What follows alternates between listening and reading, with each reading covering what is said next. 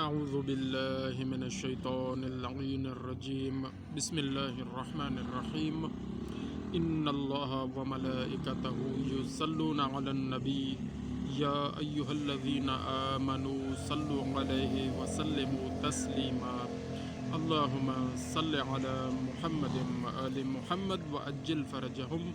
سورہ مبارکہ البقرہ آیت نمبر 191 سے شروع کرتے ہیں۔ وَاقْتُلُوهُمْ حَيْثُ ثَقِفْتُمُوهُمْ وَأَخْرِجُوهُمْ مِنْ حَيْثُ أَخْرَجُوكُمْ وَالْفِتْنَةُ أَشَدُّ مِنَ الْقَتْلِ وَلَا تُقَاتِلُوهُمْ عِنْدَ الْمَسْجِدِ الْحَرَامِ حَتَّى يُقَاتِلُوكُمْ فِيهِ فَإِنْ قَاتَلُوكُمْ فَاقْتُلُوهُمْ كَذَلِكَ جَزَاءُ الْكَافِرِينَ۔ اور کافروں کو جہاں پاؤ مارو، اللہ اکبر، اور انہیں نکال دو جہاں سے انہوں نے تمہیں نکالا تھا۔ اب یہ اس وقت یہ حکم آیا جب حضور پاک صلی اللہ علیہ وآلہ وسلم جہاد کر رہے تھے اور مکہ سے حضور پاک کو ہجرت کرنے پر مجبور کر دیا گیا اور آپ مدینے تشریف لے گئے۔ یہی ہوا تھا نا۔ تو پھر اللہ تعالیٰ نے حکم دیا کہ کافروں کو جہاں پاؤ مارو اور انہیں نکال دو جہاں سے انہوں نے تمہیں نکالا تھا۔ اور کیونکہ قرآن کریم قیامت تک آنے والے لوگوں کے لیے ہدایت ہے، تو اب اس دور میں ہمارے لیے یہاں اس آیت میں کیا ہے؟ وہ یہ ہے کہ فلسطین پر کس کا قبضہ ہے؟ اب ناجائز قبضہ اسرائیل نے کیا ہوا ہے، امریکہ کی پشت پناہی سے۔ تو نکالو ان کو، اللہ کا حکم ہے۔ اور کافروں کو جہاں پاؤ مارو اور انہیں نکال دو جہاں سے انہوں نے تمہیں نکالا تھا۔ فلسطینی لوگوں کو ہجرت کرنے پر مجبور کر دیا گیا ہے۔ کئی ہجرت کر چکے ہیں اور کئی وہاں شہید ہو چکے ہیں، کوئی پس رہے ہیں۔ تو مسلمانوں کی ذمہ داری بنتی ہے کہ سب مل کر جہاد کریں۔ ہو سکتا ہے ہماری حکومتیں اعلان کریں، لیکن نہیں کرتی۔ اسی طرح شام پر حملے ہو رہے ہیں امریکی آشیرواد سے، اسی طرح کشمیر پر، اسی طرح جہاں جہاں بھی مسلمانوں کو مارا جا رہا ہے، نکالا جا رہا ہے اور وہاں پر قبضہ کیا جا رہا ہے، کافروں نے اپنا قبضہ جمایا ہوا ہے۔ اصل جگہ مسلمانوں کی تھی اور ہے، اور ان کو وہاں سے نکال کر اپنی آبادی کو بڑھایا جا رہا ہے۔ تو یہ آیت مبارکہ موجود ہے۔ اور کافروں کو جہاں پاؤ مارو اور انہیں نکال دو جہاں سے انہوں نے تمہیں نکالا تھا، اور ان کا فساد تو قتل سے بھی سخت ہے۔ فتنہ، لفظ فتنہ آیا ہوا ہے۔ وَالْفِتْنَةُ أَشَدُّ مِنَ الْقَتْلِ، اور ان کا فتنہ شدید ہے قتل سے بھی، جو انہوں نے فتنہ پیدا کیا ہوا ہے۔ تو کیونکہ فتنے کی وجہ سے اور بھی بہت سارے مسائل ہوتے ہیں، تو کیونکہ کافروں نے فتنہ برپا کیا ہوا ہے تو کیا ہے جی؟ ان کا فساد یعنی فتنہ تو قتل سے بھی سخت ہے۔ اور مسجد حرام کے پاس ان سے نہ لڑو جب تک وہ تم سے وہاں نہ لڑیں۔ یعنی اگر مسجد حرام کے پاس وہ آ کر جنگ چھیڑنا شروع کریں تو وہاں لڑائی نہیں کرنی، لیکن وہ اگر شروع کر دیں جنگ، یعنی آپ نے خود شروع نہیں کرنی، اگر وہ شروع کر دیں تو وہاں بھی پھر جنگ کرو، وہاں بھی جہاد کرو۔ مکہ مکرمہ کو اللہ تعالیٰ نے امن کی جگہ بنایا ہے۔ وہ آگے آیات آئیں گی انشاءاللہ، اس میں ذکر ہوگا کہ مکہ مکرمہ جہاں بیت اللہ ہے وہ امن کی جگہ ہے۔ اس ایریے میں کوئی بھی چلا جائے وہاں پر جنگ و قتال منع ہے۔ ہاں اگر کوئی وہاں آ کے حملہ شروع کرے، جیسا کہ دجال کرے گا، آ کے دجال نے جب آنا ہے تو اس نے پہلا کام یہی ہے، وہ مکے پہ آ کے حملہ کی کوشش کرے گا، تو وہاں پر پھر اس کو آنے سے پہلے ہی راستے میں امام مہدی علیہ السلام کا لشکر روکے گا۔ تو وہ یہ ذکر آتے رہیں گے انشاءاللہ۔ تو پھر یہ حکم ہے کہ جب تک وہ تم سے وہاں نہ لڑیں، اور اگر تم سے لڑیں تو انہیں قتل کرو۔ کافروں کی یہی سزا ہے، دو ٹوک فیصلہ، کافروں کی یہی سزا ہے۔ فَإِنِ انْتَهَوْا فَإِنَّ اللَّهَ غَفُورٌ رَحِيمٌ۔ پھر اگر وہ باز رہیں تو بے شک اللہ بخشنے والا مہربان ہے۔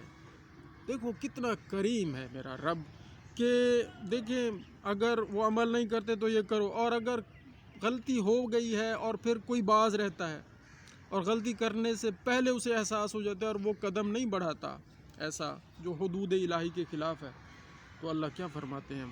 فَإِنَّ اللَّهَ غَفُورٌ الرحیم، اور بے شک اللہ غفور بھی ہے، رحیم بھی، غفور الرحیم ہے، بخشنے والا مہربان ہے۔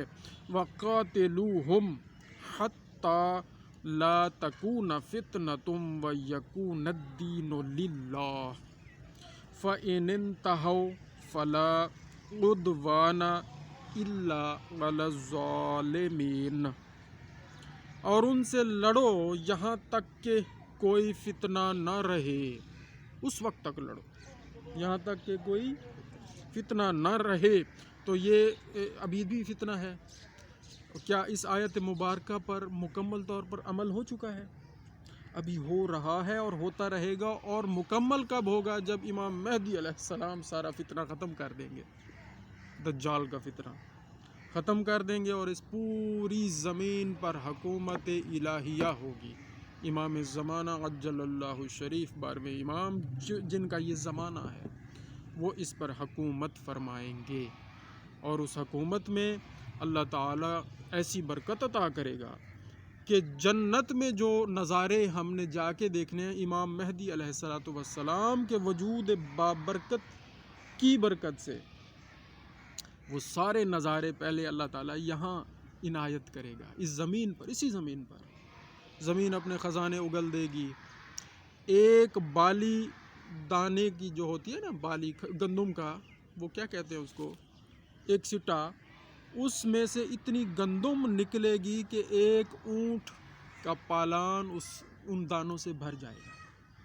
یہ برکت ہوگی وجود امام مہدی علیہ السلام کی، اور مومن اتنے پاک ہو جائیں گے اس وجود کی برکت سے اور تقوی سے۔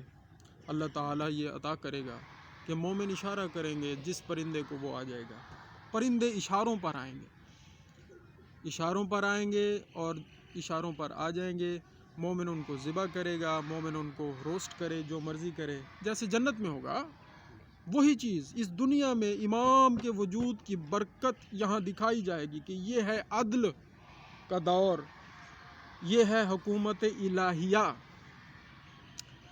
جو کہ حضور پاک صلی اللہ علیہ وآلہ وسلم خم غدیر کے موقع پر اعلان کر گئے تھے کہ یہ اب ان کو دے، یہ حکومت اب ان کے پاس ہوگی۔ امامت، رہبری، حکم مولا علی کو دے کر گئے تھے، اور وہ ان کی اولاد کا رہبری کا سلسلہ 12ویں امام تک چل رہا ہے۔ وہ حکومت قائم کر کے دکھائیں گے کہ جو دنیا میں جنگ، فساد، فتنہ ہو رہا ہے، اسی وجہ سے ہو رہا ہے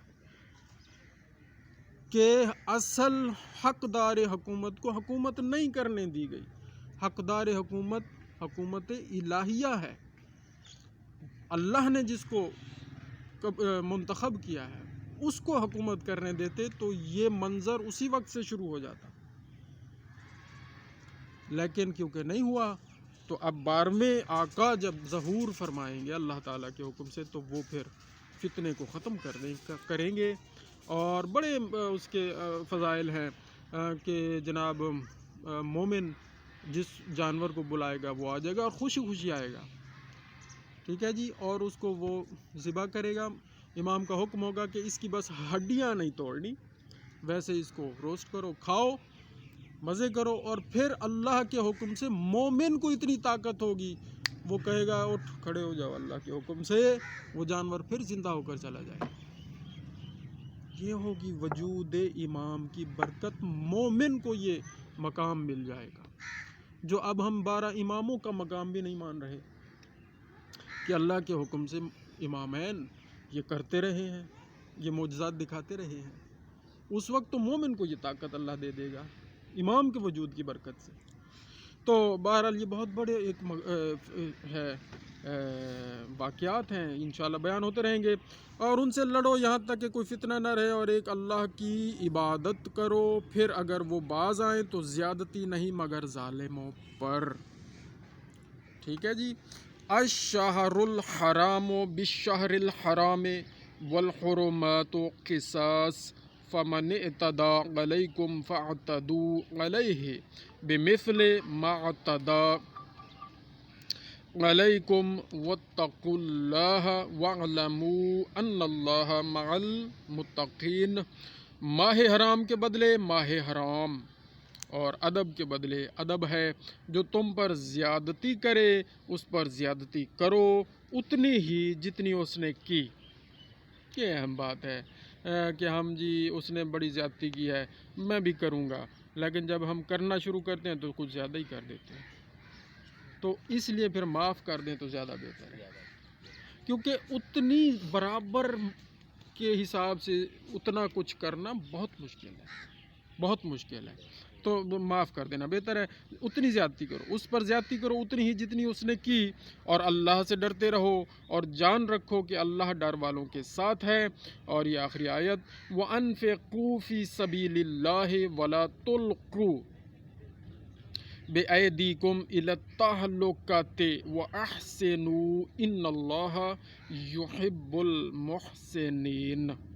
اور اللہ کی راہ میں خرچ کرو اور اپنے ہاتھوں ہلاکت میں نہ پڑو اور بھلائی والے ہو جاؤ، بے شک بھلائی والے اللہ کے محبوب ہیں۔ بھلائی والے ہو جاؤ، بھلائی والے ہو جاؤ، بڑی اہم بات ہے۔ آج کا میسج یہ ہے، بھلائی والے ہو جاؤ، احسنو احسان کرنے والے ہو جاؤ، ان اللہ یحب المحسنین، اللہ محبت کرتا ہے محسنین سے، جو بھلائی والے ہیں، جو احسان کرنے والے ہیں۔ تو اللہ تعالیٰ سے دعا ہے کہ ہم بھی محسنین میں شمار ہو جائیں۔ اللہ تعالیٰ کے فضل و کرم سے والدین نے مجھے تو نام ہی بڑا اچھا دیا ہے، اور یہ پہلا حق ہوتا ہے اولاد کا کہ ان کے والدین ان کو اچھا نام دیں، تو وہ انہوں نے دیا، محسن نام رکھ دیا، اور اللہ کرے ہم بھلائی والے ہو جائیں۔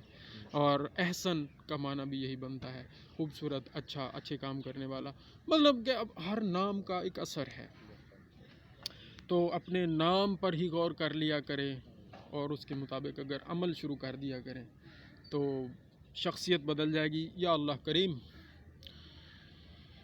ہمیں روزانہ قرآن کریم کی تلاوت کرنے والا، اس کو سمجھنے والا اور سمجھ کر اس پر عمل کرنے والا اور اس کا پیغام صحیح طور پر آگے پہنچانے والا بنا دے، اور ہمیں ایسا بنا دے جیسا تو چاہتا ہے، اور ہمارے زمانے کے امام کے ظہور میں تعجیل فرماؤ، جلدی فرما، اور ہم اپنی آنکھوں سے وہ زمانہ، وہ دور، وہ بابرکت حکومت دیکھ لیں کہ جس میں یہ ساری برکتیں ہوں گی۔ اور ایک عقیدہ ہے ہمارا الحمدللہ کہ جو اس انتظار میں اس دنیا سے چلا گیا کہ امام زمانہ عجل اللہ شریف کا ظہور ہو جائے، اور وہ پہلے ہی چلا گیا اس دنیا سے، تو اللہ تعالیٰ اس کی دعا یہ رد نہیں کرے گا، اس کو پھر اٹھائے گا۔ اس زمانے میں، اس امام کے حکومت کے زمانے میں، وہ اللہ کے حکم سے وہ انسان پھر آئے گا اور اس حکومت میں زندگی گزارے گا، اور پھر امام کے ساتھ اس دنیا سے آگے جنت میں تشریف لے جائے گا۔ یہ ہمارا عقیدہ ہے، اس کو کہتے ہیں عقیدہ رجعت، واپس پلٹنے کا عقیدہ، کہ جو اس انتظار میں اس دنیا سے جائے گا وہ واپس امام کی حکومت میں اللہ کے فضل سے، حکم سے اٹھے گا اور آئے گا۔ آمین بجاہ النبی الکریم وچہار معصومین، اللہم صلی علی محمد وآل محمد وعجل فرجہم۔